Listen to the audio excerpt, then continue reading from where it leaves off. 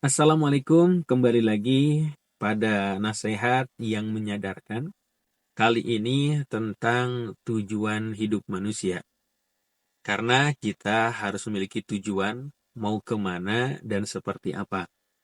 Tentu tujuan dari kita sebagai manusia dan bagaimana tujuan dari Allah Subhanahu wa Ta'ala dalam menciptakan kita. Dalam Quran Surah Az-Zariyat, dalam suatu ayat, disampaikan tujuan manusia diciptakan. Wa ma khalaqtul jinna wal insa illa liya'budun. Kata Allah, tidaklah kuciptakan jin dan manusia kecuali untuk ibadah. Nah, dalam prosesnya tentu kita banyak ujian dan cobaan, banyak godaan, banyak sandiwara, banyak tipu daya yang membuat kita lupa dalam hal ibadah. Tentu dalam ibadah ini konteksnya luas.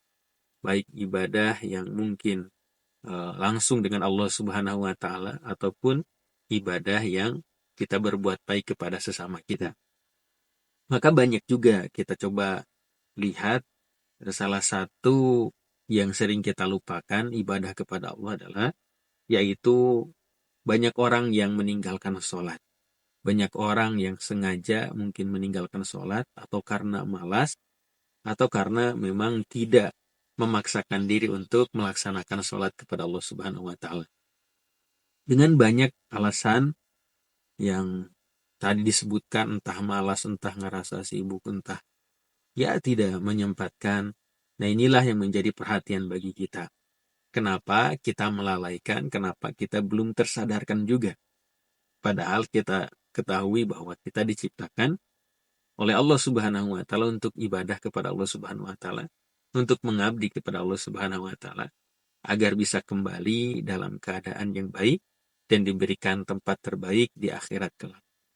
Nah, salah satu alasan meninggalkan sholat adalah dengan mungkin berkata saya sibuk, saya bekerja, saya capek.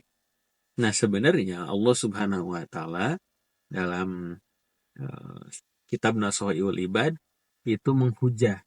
Menghujah ini adalah memberikan contoh, memberikan perbandingan, memberikan alasan bahwa tidak ada orang yang bisa mengelak dari bagaimana alasan itu sendiri. Karena Allah punya contoh.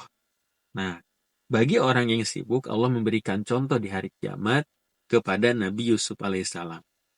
Jadi Nabi Yusuf itu menjadi seorang menteri, menjadi pelayan raja, menjadi ya mungkin saat ini pekerja yang sibuk ya ketika itu. Jadi Nabi Yusuf itu adalah orang yang memiliki kesibukan.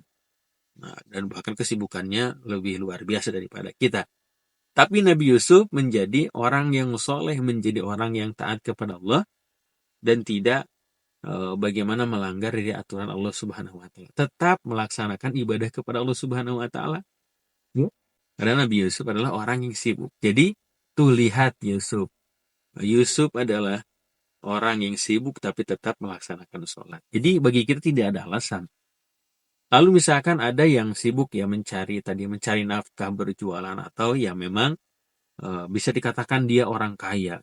Dengan kekayaannya dia merasa ya sudahlah aku nggak mau sholat, nggak mau ibadah kepada Allah. Maka Allah menghujah dengan Nabi Sulaiman, dengan hambanya yang soleh Nabi Sulaiman alaihissalam. Nabi Sulaiman kekayaannya hebat luar biasa, menjadi seorang raja, banyak hartanya, tapi Nabi Sulaiman tetap beribadah kepada Allah Subhanahu wa Ta'ala.